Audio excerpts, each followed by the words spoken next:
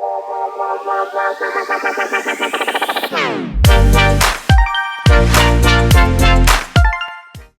right, welcome back.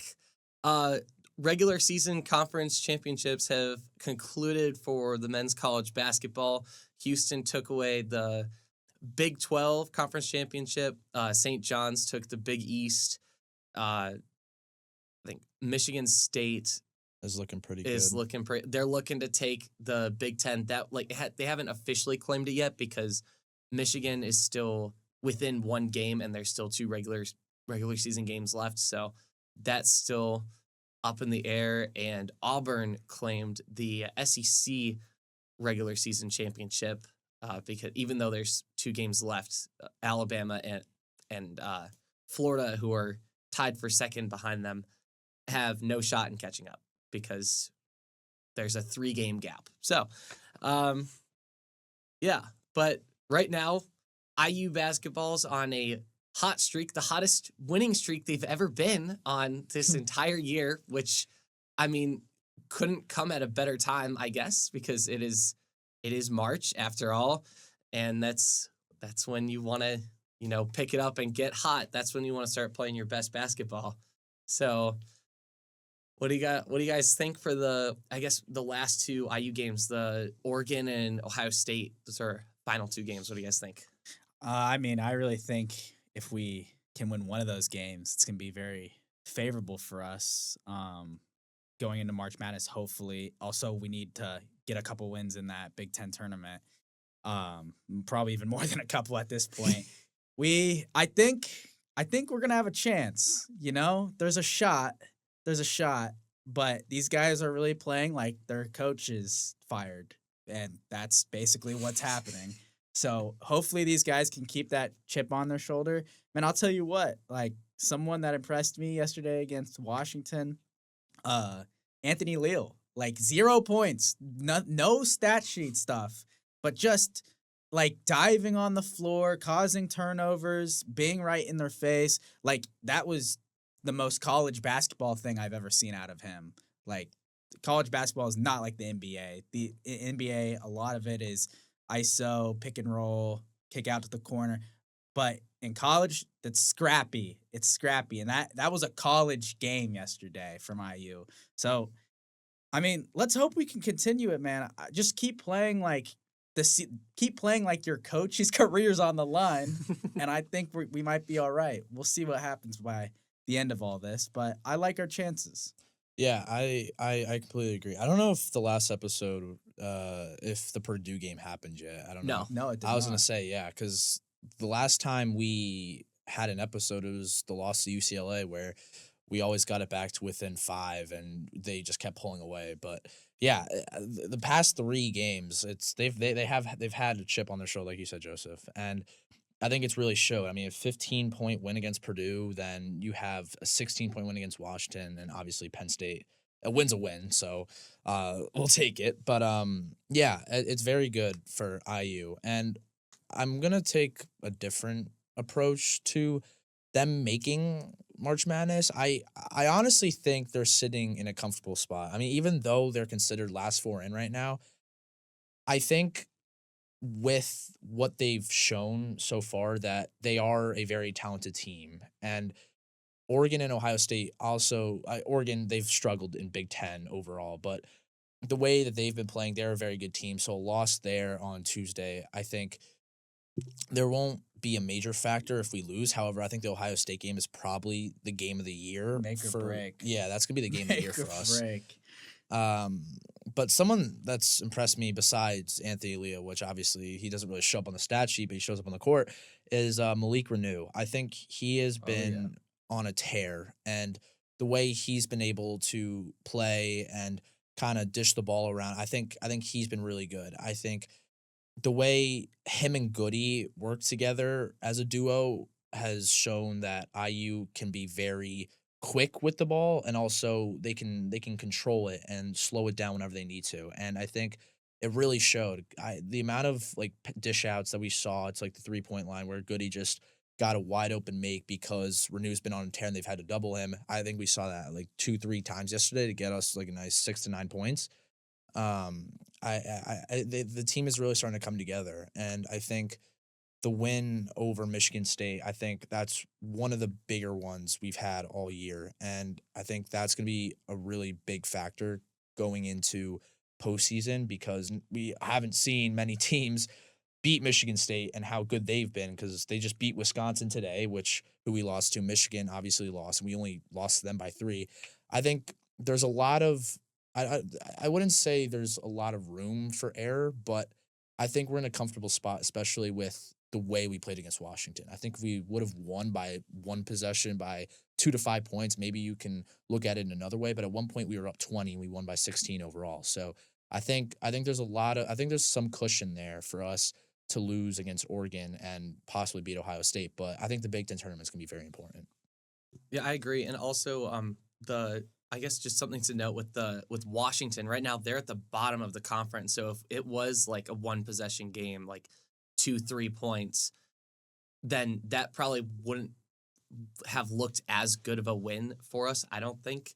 But I think just after the decisive performance we put on against Washington, I think that was good. But also just with the Washington game, something that I did see, Ballo, who we've talked about in previous episodes, who normally plays 38 minutes, 40 minutes every single game, he only played 15 minutes against Washington, which In Purdue, is crazy. he wasn't getting a lot of minutes. Yeah, either. like I think they're saving him up for the Big Ten tournament, or they found some kind of different rhythm maybe where they're like, maybe we don't need to rely entirely on Ballo, maybe rely on the 3-point game, the fast game, like just moving faster. But I mean, yeah, I think that game against Oregon is going to be a big tell for sure, especially going into that into the Big Ten tournament, because I think we're projected to play them like first or second or first round or second round in the Big Ten tournament.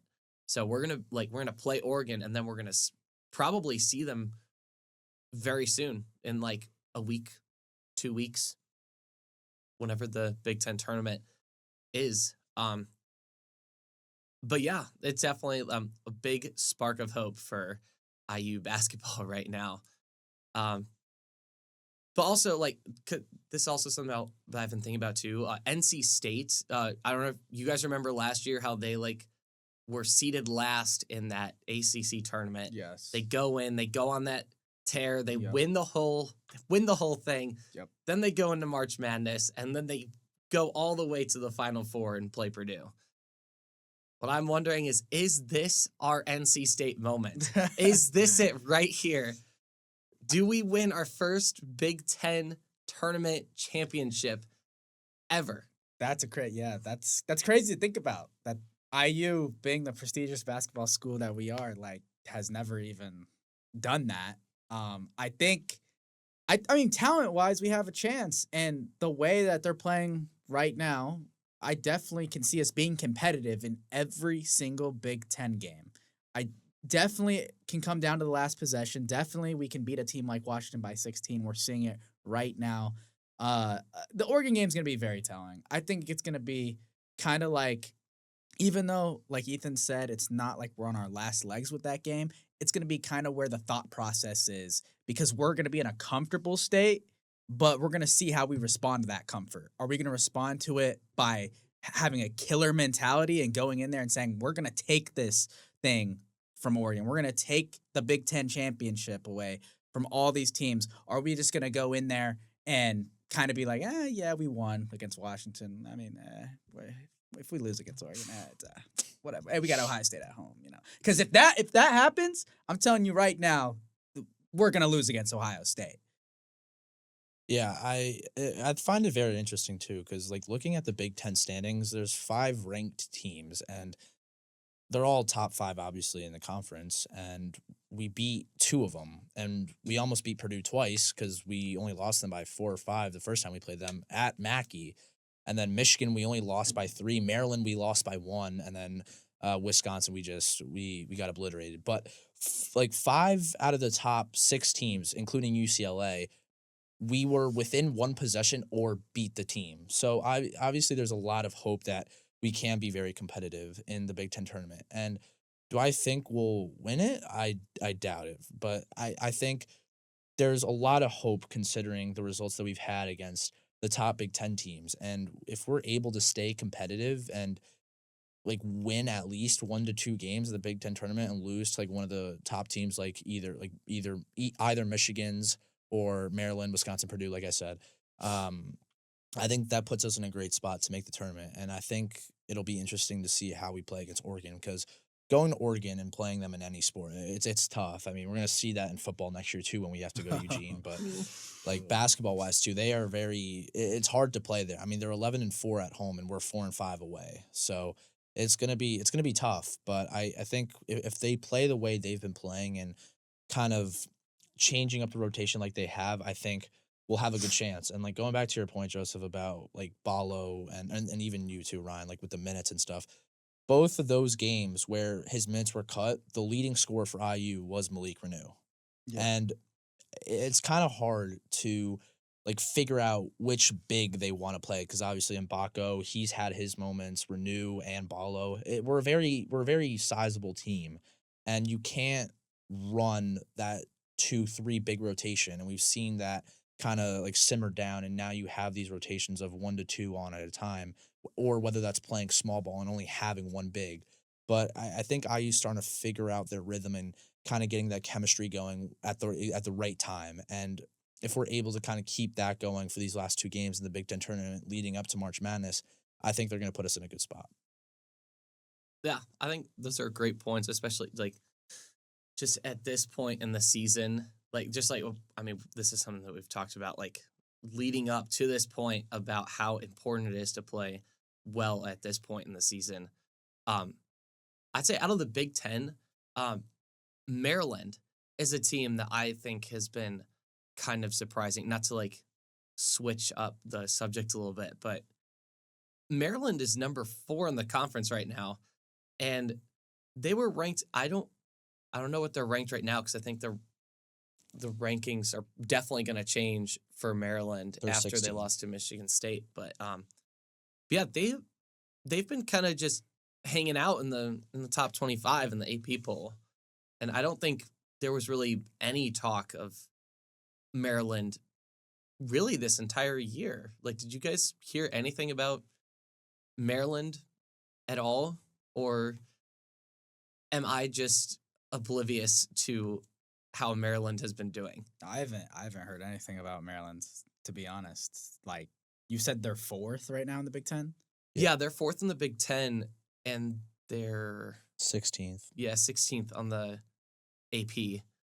I mean, that's probably a pretty good team flying under the radar to most people, and then they just come into the Big Ten championship, and people are like, these guys can hoop, which always happens every March. There's always there's multiple teams that just come out of nowhere, and they're like, wow, these guys are insane. Like, this is a team. This is someone that could win it all. And then we get the Cinderella stories. But no, I've not really heard a lot about Maryland. No. I haven't either, but I mean, I've been following Big Ten, and I've seen over the course of the season just how they've been playing. I mean, they have 2 games where they've put up 108 plus points, which is in college ridiculous. Like, you don't really see that often. And even though they're not against great teams, the fact that you're still winning a game 108-37 and then 111-57, like that's unheard of in college basketball. But the way that they've been playing the past, like, I don't know, like 10 games, I mean, they blew out Illinois when they were ranked by 21. They beat Wisconsin by 8. They beat Rutgers by 9. I mean, the wins that they have, Iowa, 3 games over 100. They beat Iowa by 26. I mean, and they had a close game against Michigan State where that buzzer beater, I mean, that hurt them tremendously. But they've had great games, and they've been on that run, sort of like IU. It's just been a lot longer than IU has been. But obviously, they have a big game coming up at Michigan, so on the 5th. So that'll be kind of interesting to see how they play against them. But Michigan's been playing good, too. Oh, yeah. Well, they just got killed today by Illinois. Did they? Mm-hmm. I think they lost by, let's see. They lost by 20. 90, wow. 93-73 against Illinois. Wow.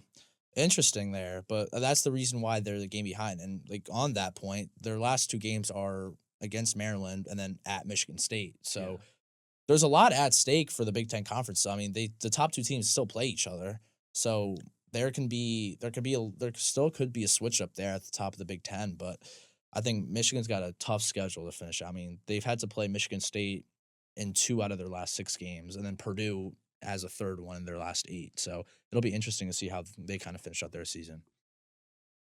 Yeah, there's a lot to be desired for that, for the Big Ten regular season championship, just because of how competitive it is within the conference. I mean, you see, like you guys have been talking about, like how like one team like Illinois, like they'll crush us like by like 25 plus points, but then like they'll go and they'll play maybe like, I don't know, Oregon, who's ranked like about the same in the Big Ten, and then they get whooped or like something like that. But yeah, it is just the fact that the Big Ten, I think, is the only conference. ACC might also not have their regular season champion yet.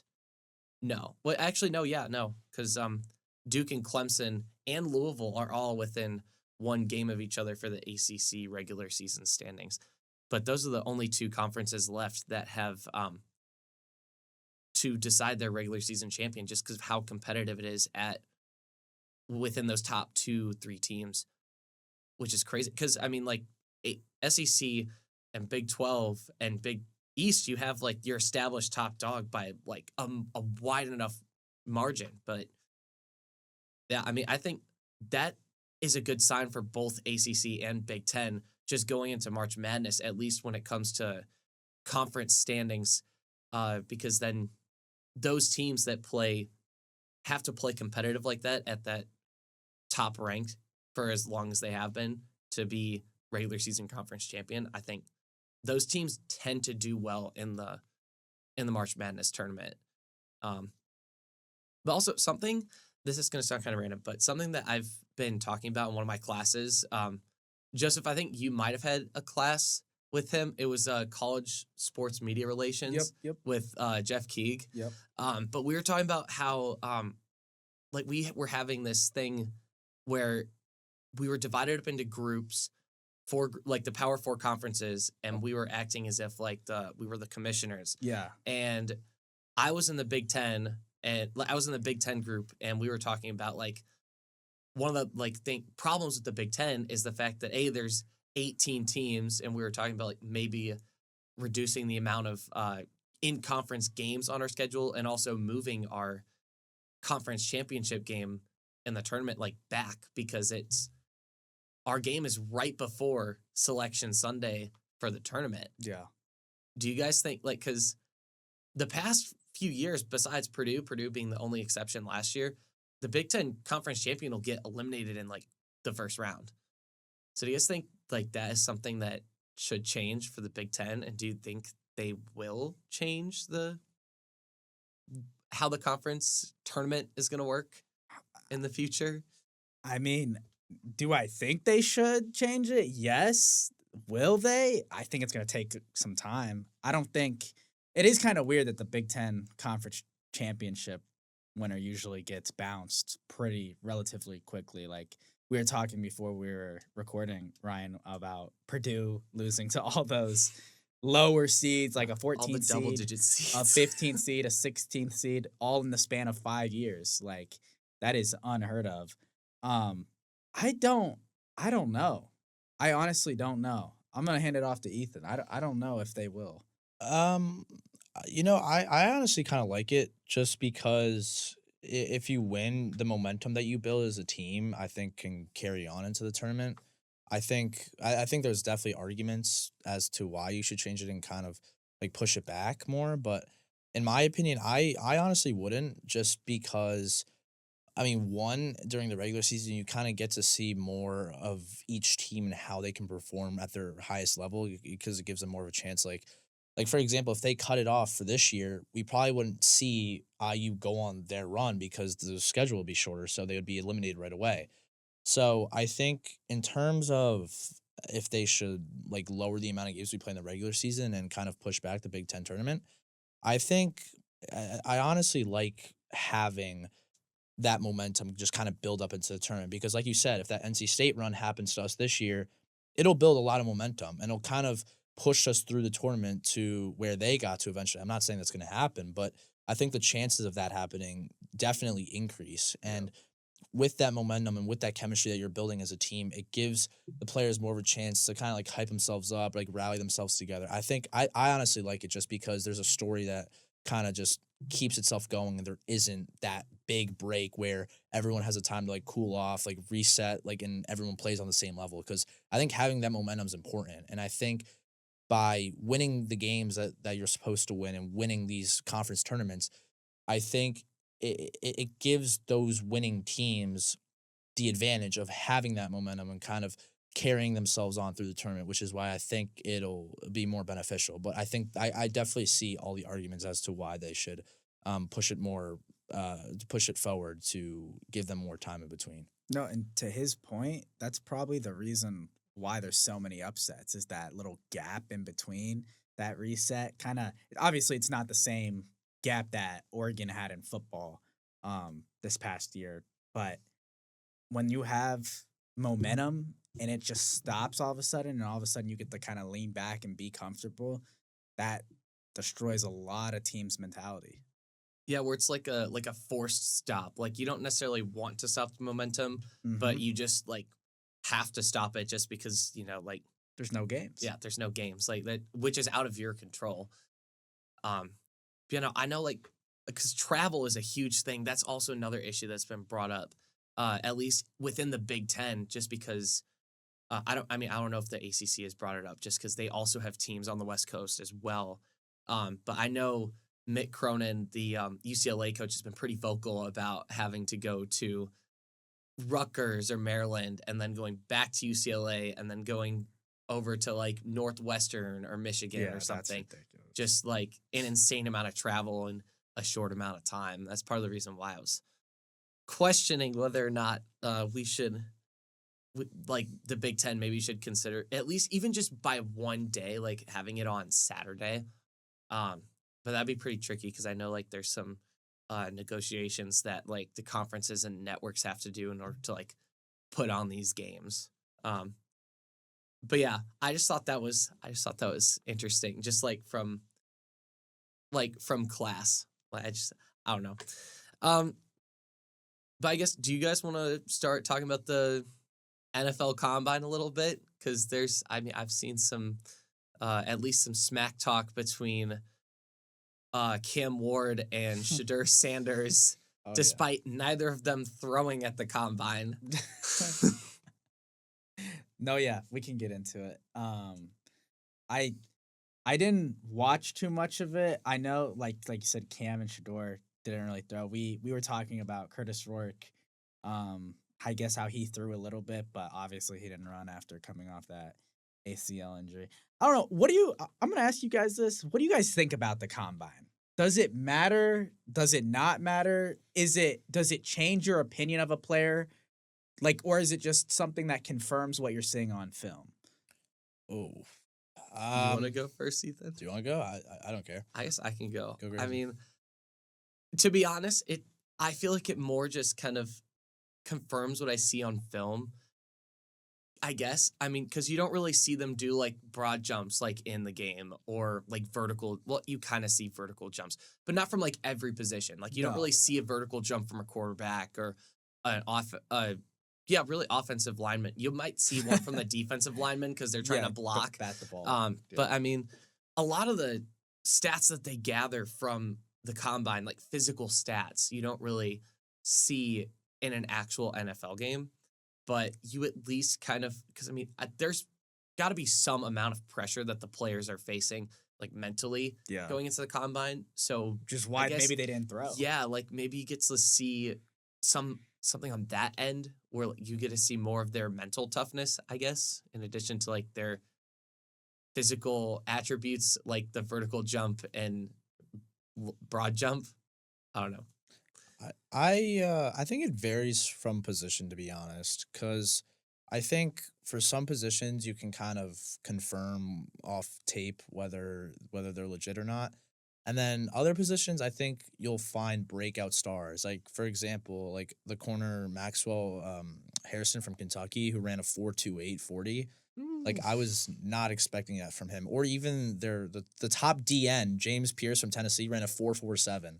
Like, that's unbelievable from a from a defensive end who obviously he's a big man up front. Like, a 4.4 is ridiculous. If you see that running at you, I don't know. I'm falling right to the ground, to be honest, because that is one big body running right at the quarterback, and he's gonna get decked. So I think it just varies from position to position, but I think more so just off of stats and kind of looking at just drills. Like, I like for quarterbacks, like obviously we didn't see much from Cam Ward or Shadur, but I said coming in, like, Jackson Dart, I think will be the best quarterback in this draft. Like, it's kind of bold, but the way he was throwing the deep ball yesterday, I was watching him.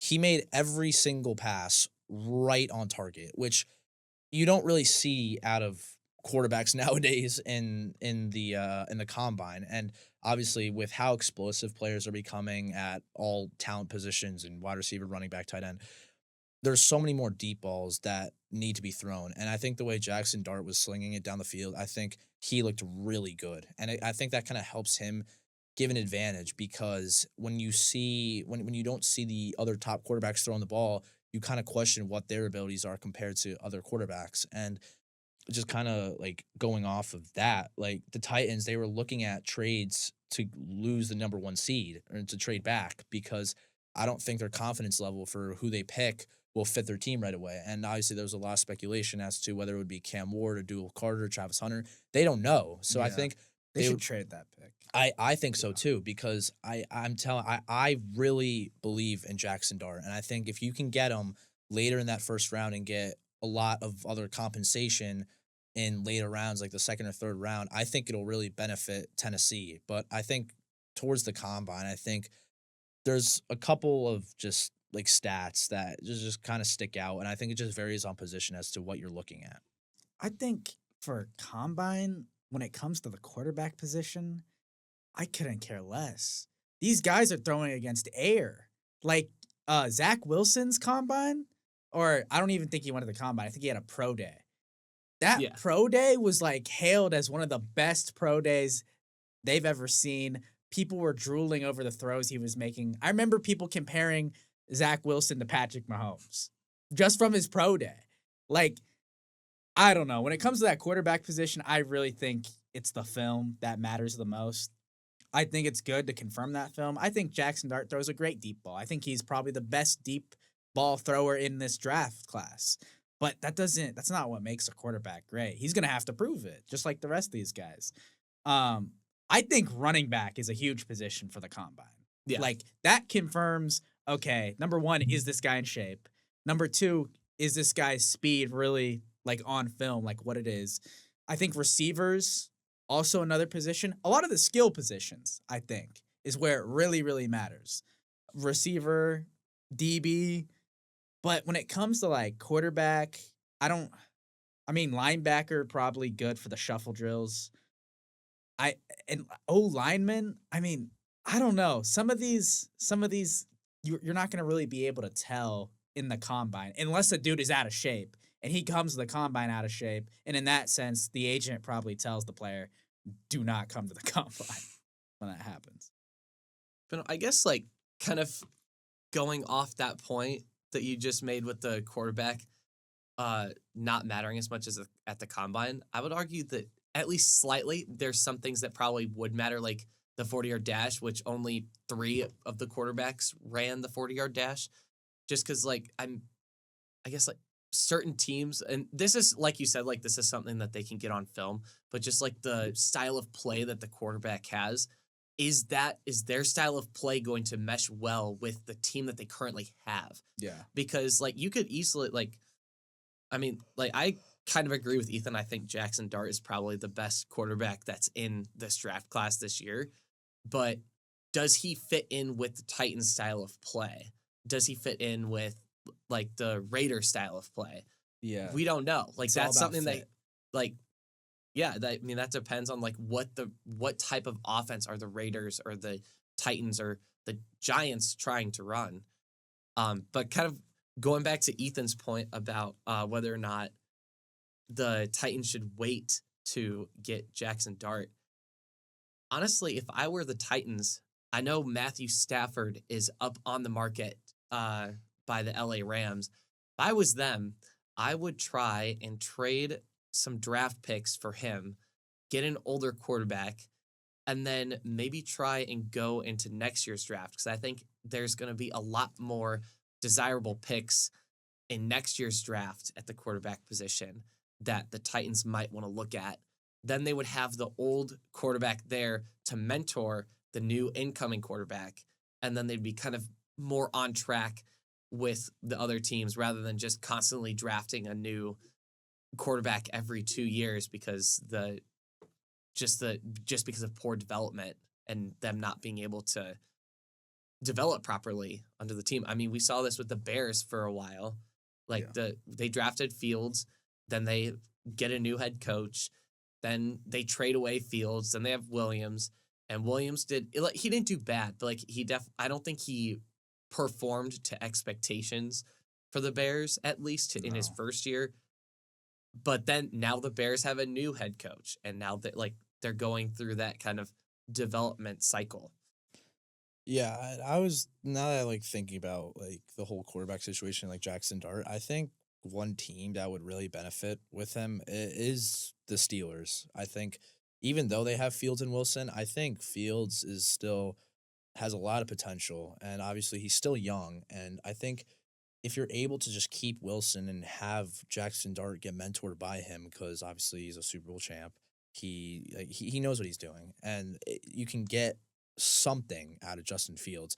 I think that would really benefit them, but I think it's obviously too early to figure out where everyone is going to go. So I think that's why the Titans are kind of waiting to see what happens, because there is no speculation as to where these quarterbacks are going to go, who will go number one, because we don't even know who will have the number one draft pick yet. But I think there's a lot of stuff still up in the air to kind of figure out. But another thing that I found really funny too from the combine. I don't know if you guys saw. I mean, it was pretty much everywhere. But Isaiah Bond saying he was going to run a 4.1 4.2, and he ends up running a 4.39. He was like, because he was Xavier Worthy's old teammate, and he was going to say, yeah, I wouldn't be surprised, or he's like, I will break the record in the 40-yard dash, and then his first run's a 4.4. And then he goes a 4.39 and doesn't even get top 10 in this year's draft class. Wow. I find it really funny, but it's I don't know. It was just really funny to me how he said that and just cannot back it up whatsoever. And it's funny too because his Texas teammate Matthew Golden ends up running the fastest time, but with a 4.29, which is still 0.08 off of the fastest time in history. Yeah, no, it's crazy that Xavier Worthy broke that record too just last year. I mean, because Chris Johnson, CJ2K, held that record for a long time. I feel like going back to the quarterbacks, I feel like there's going to be this random quarterback that we don't really expect to be that good. And then he's going to have a good NFL career. Because I feel like the top end quarterbacks right now is obviously Cam Ward, Shador. Those are the main ones that people are okay, we think they're top prospects. Jackson Dart is another one. But there's so many mid-tier level quarterbacks I'm looking at right here, like Quinn Ewers. I don't expect him to be good, but I'm saying he could, depending on the fit, obviously. Dylan Gabriel is another quarterback that found a lot of success in college, especially at Oregon. Jalen Milroe, I mean, he kind of reminds me, if you tailor your offense around him, similar to how the Bills have tailored their offense to Josh Allen and how the Ravens have tailored the offense to Lamar. I mean, it really just depends about fit. And sometimes it doesn't even matter if you are the best quarterback in the draft. If you are the best quarterback for your team, then it's sky's the limit with any of these guys. I feel like there'll be someone, a little sleeper that comes through. Maybe it's even Curtis Rourke. You never know. I was right about to say. You never know. But yeah, I know. It would be great if Curtis Rourke was that quarterback. That was the sleeper who just happened to do well. Maybe he's the next Tom Brady, for all we know. I mean, imagine. And he had an imagine. awful combine. Tom Brady had an awful combine. He did. Like, He did. probably the worst combine in NFL history. But at the end of the day, that stuff doesn't matter in the face of you actually going out and winning games and proving to your organization that you matter. So that's what these young men are going to figure out pretty quickly. Yeah, and I think also too, like, there's so many, like, wherever you get picked, like, you're getting the opportunity to play at some point. And if you're able to prove to your team that you are a top dog and you can play, wherever you get drafted, it does not matter except for the money that you get from being selected where you're selected. But Yeah. like the most recent example we've seen of this is the 2022 QB class, where I couldn't tell you anyone except the last pick in the draft, which was Brock Purdy, who's already been to a Super Bowl. Like, he was able to kind of make a name for himself, and obviously he had great weapons around him, but he was a great story to see, Mr. Irrelevant, being able to come into a system where you have top players at pretty much every position between CMC, George Kittle, Debo, Ayuk, everywhere. But Well, not Debo anymore. not Debo anymore, Debo to DC. But yeah, I think there's room for anyone and for every position too. Like, obviously, like you talked about Tom Brady, the best player in football of all time, but it's yeah, wherever you get drafted, as long as you get that chance, it's what you do with that opportunity, which I think is very important. You can't worry about where you get drafted. As long as you're on a team and you're in a city that you enjoy playing in, then that's all that matters. And I think everyone will get a fair chance. Maybe the playing time won't be evenly distributed to the top picks versus the lower picks, but you're still going to get to see the field. You're still going to get to go to training camp, rookie camp, see how you mesh in with your teammates. There's going to be a lot of room for potential for everyone that gets drafted this year. Yeah, and I mean, Sam Darnold also is another quarterback that comes to mind as well. I mean, he was drafted pretty within the last 5 years, I think, right? 2018. Yeah, 2018. So Cool. pretty, like, at least like close to that. Like, it's 7. But Yeah. still, like, I mean, he was like a career backup, and now like he took the Vikings to the playoffs. He Yep. took them to second place in the standings for the NFC North, which was regarded as the toughest, I guess, division of the NFC, despite all of the NFC North teams losing in their first games of the playoffs, but they were still seen as the like toughest division in the NFC. But yeah, I mean, because like he had that chance to take that opportunity to kind of elevate himself to possibly a starter status. I mean, maybe he keeps the starting job for next year, even though the Vikings have J.J. McCarthy from last year. I mean, J.J. McCarthy was going to be the guy before he hurt his knee in the first preseason game. And then Sam Darnold comes in and he lives in it in the moment. So, I mean, that leaves a lot for the Vikings to be desired as well, because do they stay with Darnold? Do they ship him off somewhere, make a trade with someone like LA, or like get some picks? I don't know. Like, That's what I would do. stay with JJ McCarthy. Yeah. That's what I would do. Yeah. Get It's- some picks. It's just, yeah. I mean, you just have to live up to that moment that you're given, and because that's how you make more money in the NFL. Yeah. You're like, oh well, I was good. You want me? Pay me. Like, Well, his value's at an all-time high now. I mean, for the first 5 seasons, he was either a starter for a team that was completely irrelevant, like the Jets, or he was a backup and not even on a team at one point. But when you're able to go from that to a 14-3 and be competitive in the playoffs, that's very rare to see in terms like as a player and especially as a quarterback. But I still think, I mean, you could talk about McCarthy just being like a handoff merchant and all that, but I still think there's a lot of potential for him. And also, like Purdy, he has weapons around him. They may not be completely as good, but I mean, Aaron Jones, I think we've seen one of the better seasons we've seen of him, as well as his health. Obviously, a top 2 receiver in the league in JJ. You got Jordan Addison, who's up and coming right now as the wide receiver too. I mean, there's a lot of he's got weapons, and I think if you're able to sell Darnold, where he's still younger than 30, which any NFL playoff quarterback that's under 30 will have a high value because they still got a lot in the tank in them.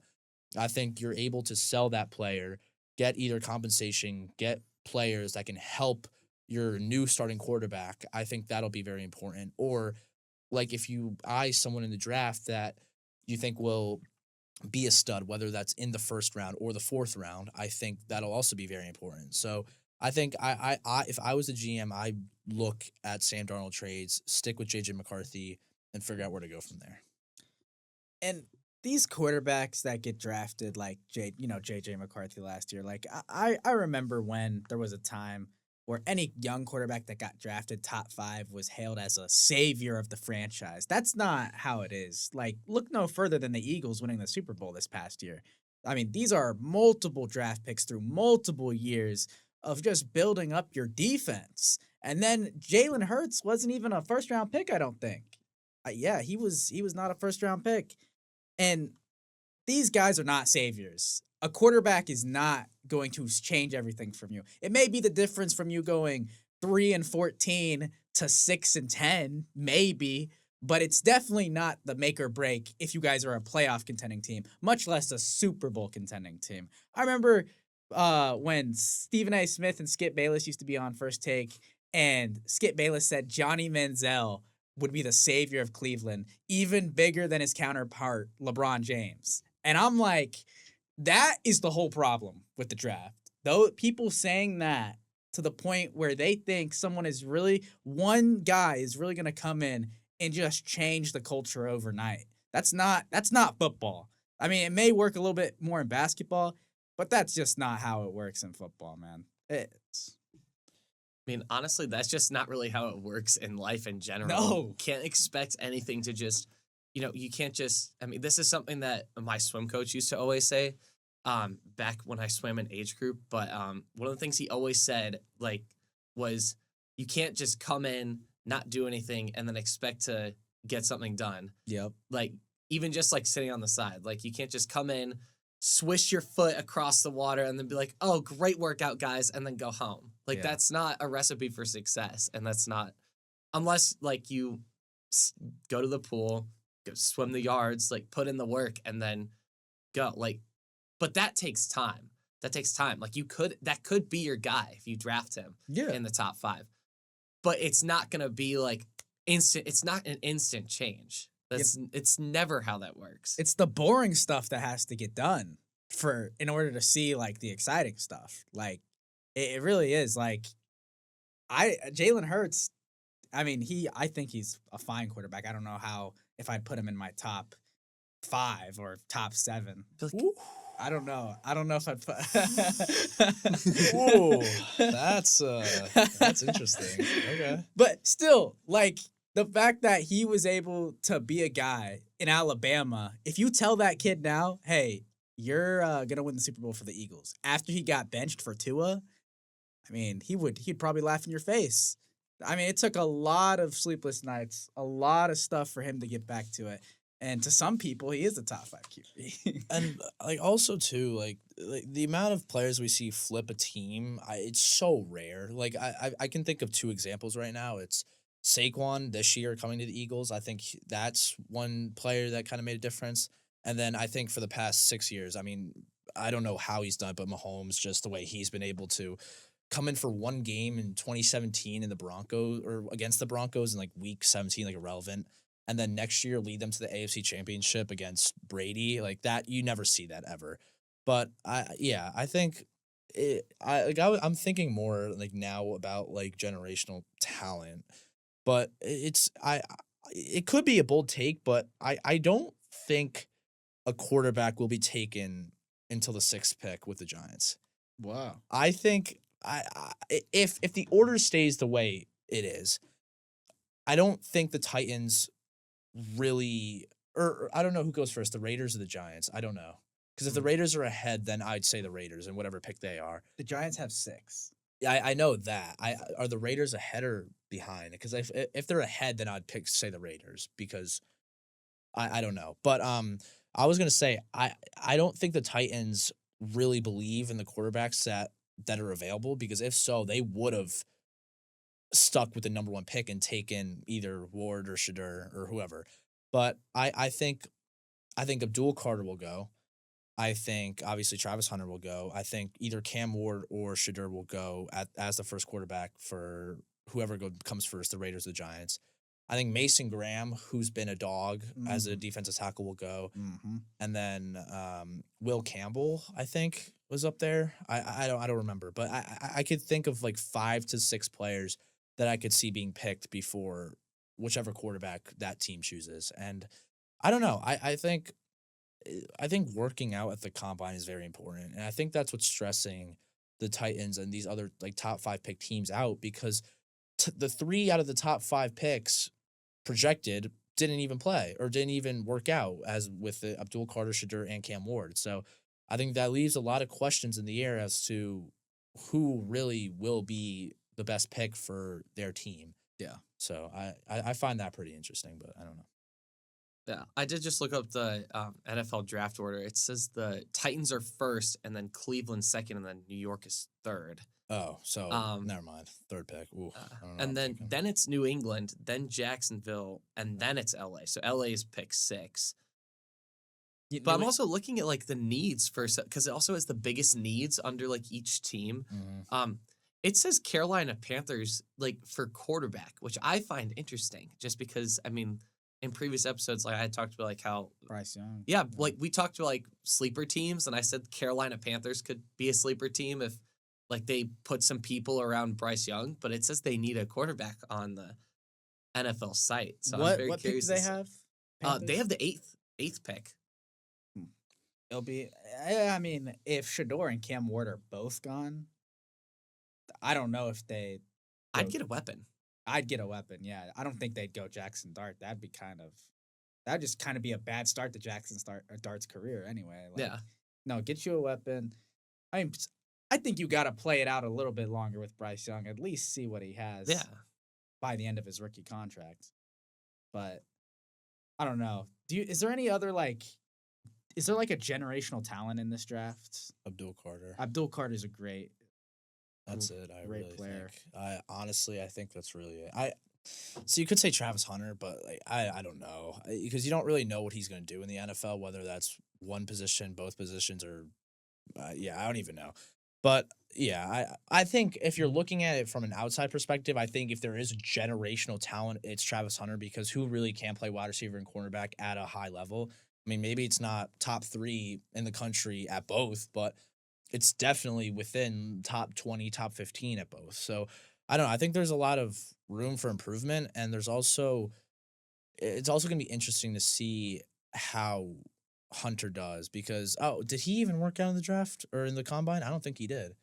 I don't think he didn't work out. Oh, so that's 4 out of the top 5, I guess, that didn't work out, which I find really interesting. But yeah, it'll be. It's going to be an interesting draft. There isn't a very decisive number 1 pick. I mean, I think last year we definitely saw it with Caleb Williams and Jaden Daniels as the 1 and 2, but this year I could not tell you. Yeah, I mean, for all we know, one of those top teams or more than one of those top teams could pull a draft day on the NFL draft and just do something out of pocket for no reason. Definitely and see it then happening. Yeah, like especially with the Titans having the first pick, that could go somewhere, and then who knows, maybe a bunch of draft picks are floating around in the just via trade. Like I could totally see that happening.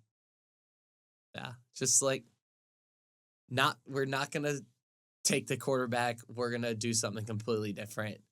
For like cuz I feel like the Titans, and this is going to sound so mean, but I feel like the Titans are so bad that no matter what direction they go, I feel like we'll be better. I was going to say the same thing. I'd say if they even had all the top 5 picks, they would still need another 3 on top of that, because they need help on literally every single position. Yeah. They could use Ashton Genty at running back. They can use a quarterback, whichever one they pick. They can use a generational defensive end with Abdul Carter. Travis Hunter. Travis Hunter's there. Even a defensive tackle, Mason Graham. Like, they need everything. Just give them the whole draft. Literally. At this point.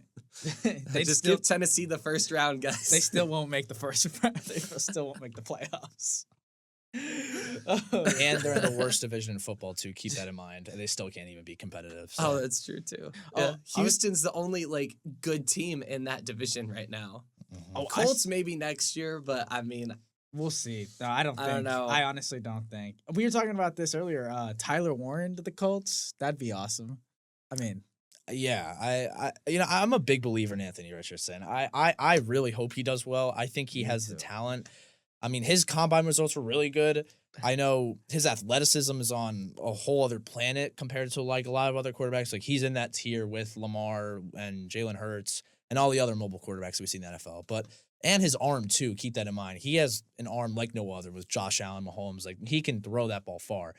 If he just gets that one other weapon, and I think he loves his safety blankets, whether it's a designed screen or like drag routes, whatever it is. Tyler Warren is that guy. And we've seen Tyler Warren at Penn State. He plays in that wildcat quarterback position. We see him get direct handoffs sometimes. Like he could move around. And if he has that one last weapon right there, I think the Colts can be competitive with the Texans. I mean, I think they were too throughout the season with them anyways when they played each other. oh yeah, very competitive, dude. Week 1, that's when Richardson. We found out his arm talent was really on that level. He just chucks it 70 yards to Alec Pierce, and I'm like, wow. And he was like, he fell over, he set his feet, and then boom, like that. Anthony Richardson can play. He just has to have a more centralized, I guess, field of play. I mean, definitely Tyler Warren would help that. But I saw a stat the other day about the Texans where like CJ Stroud, the pressure he faced all year, like the average of the pressure was, I guess, like the same amount that Mahomes faced in the Super Bowl. So like I think it was greater, like yeah, slightly. Yeah, slightly greater. So that's crazy to even think about that. That Stroud, we think he had a sophomore slump, but I mean, it was probably just, man, his weapons were getting hurt. Diggs went out. Tank Dell. Yeah, Nico Collins was in and out of the lineup. I mean, and he still managed to get them to the playoffs. That's pretty impressive. Yeah, and actually, this like kind of going back to Ethan's point about Tyler Warren being like he's played quarterback in the wildcat position. Yeah. Like they could easily use that and capitalize on Anthony Richardson's athleticism, because that was something we talked about earlier today, like on the episode, about how athletic, like how he is probably the most athletic quarterback in the NFL right now, I think. But they could He's up use there. that, like put Tyler Warren at quarterback, toss it out to Richardson on the outside, and then just have him do like a quick run, get the first down, or something like that. Like you could There's a cook lot up- of design plays you can yeah. do with them. The trick up some plays fun you could plays. cook up with that would be insane. And you could get the deep ball going because he has that 70-yard arm that he has. I mean, the weapons he has. I mean, we've seen Alec Pierce go for the deep balls.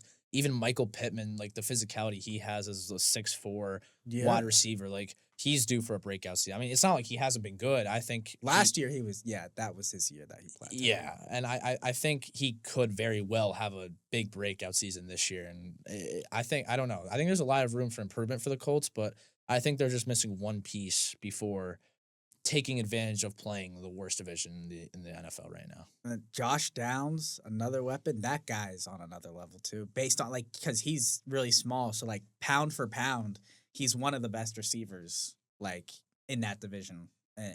Since he's so small, but I don't know. The Colts have a lot of stuff hopefully in house that they can clean up, and I think they will clean it up because this year is a huge year for Anthony Richardson's development. And it's almost like a make or break year because this year will be the year that they will kind of decide if we're going to move off him or we're going to stick it out and this is our long-term guy. But yeah, I think that's a good spot to end, I think. But next week, it'll be the end of regular season. We're going to start talking conference championship tournaments, early March Madness predictions, because I mean those will probably be up, or at least the ones that are up will be more accurate as we get closer to the tournament. And probably I don't know when the NFL draft is, like how soon that is going to be. It's April. Oh, okay. It's like April 20 something. Yeah, usually. we'll do something. It'll be for at the that end of the for year. sure. That'll be at the end of the year. Yeah, that'll be like a a finale. That'll be like a season finale, or I guess, yeah, it would be season finale kind of, because it'd be like towards the end of the year. And we'll be able to react on like where Rourke goes and where the other IU players that are going to be in the draft are going to go.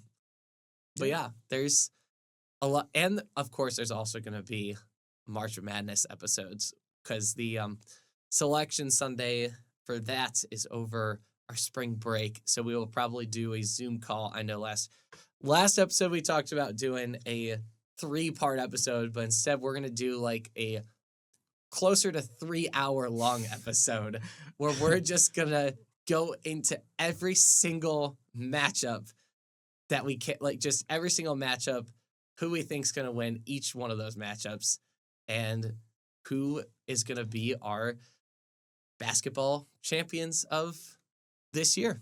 That might have to be a 2 a.m. bender. I think that would be fun. It would be Talk about a night episode.